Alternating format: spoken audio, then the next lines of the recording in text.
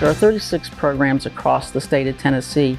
Each one of those programs are run by volunteers, and having community partners like Lee Company provide the means for them to buy basketballs, soccer balls, golf balls, uniforms, pay travel expenses, send athletes to world games. It's just fun and it's meaningful. Our employees get to participate in it and volunteers. I think our biggest challenge is awareness, letting people know that yes, we're bigger than a track meet. We offer 17 sports in Tennessee, 23 sports worldwide. We have a health component. And so educating the public about what Special Olympics is and the bigness of Special Olympics, I think that's our biggest challenge. The most rewarding part has been to see the smiles on the faces of the Special Olympics athlete. You see the joy on the athlete's face when they get those opportunities to do things they typically wouldn't be able to, and to be able to run and be part of something and then have their typical schoolmates celebrate with them when they have success. When you see that and you see the joy, and it's true joy, it's not hard. It's not hard to get hooked.